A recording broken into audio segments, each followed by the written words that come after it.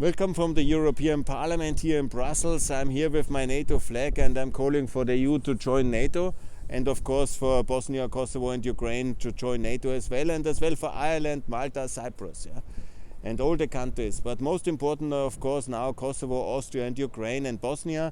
This is so important at this moment, and the European Union itself.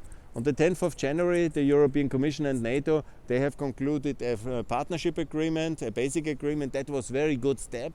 But I want that the NATO flag is raised here.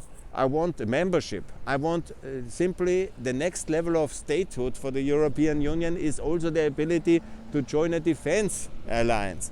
And this must be the logical step. The EU as NATO member, also as a key ingredient for a return of the UK in the European Union, which will also happen in this decade, in 2029, and the membership of the EU in NATO, the end of anti-Americanism, the conclusion of a free trade agreement with America, are of course extremely vital points here. And of course the integration of the Balkans and of Ukraine in the EU. But for all this to happen, we must have the membership of the EU in NATO, and also the defense projects then to be procured by the EU budget in the future, of course, and the big ticket item like the aircraft carriers, the air defense, and also the missile defense and all this sky shield and all these things must be done by joint EU funding and via the EU budget process, and the EU as an ally. This is the next big step. And let's not forget, historically the EU and NATO were founded by the Americans basically as an answer to the Soviet threat in the year 49 and 50 and later 57. Because why? Because of the Korean War and the escalating of the Cold War. And so it's just logical that the EU in its next level of statehood as a union of now 27 and soon 37 members with the 6 Western Balkan countries and Ukraine, Moldova and Georgia, and of course the UK, joining then as well the defense alliance, NATO.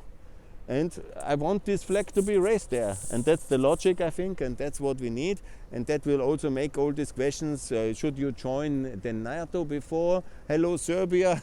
Obviously Serbia must join NATO before the EU, and all others as well, and also Austria, obviously, this evil neutral, and also Malta and Cyprus must be united then of course in NATO, like Germany. But that's all in Ireland, and Moldova, and of course Georgia, and of course Ukraine in NATO. And of course maybe Turkey has a problem with that, but then we have to talk as well with the Turks, and there will be a settlement with the Turks after the election, because they should also stay in NATO obviously, but also to not to block all other countries, because that's obviously completely unacceptable. So that's the way forward, the EU as a NATO member, and I will launch a European-wide petition for that, and I hope for your support. Please support the integration of the European Union in NATO. Thanks a lot. All the best from Brussels. Bye.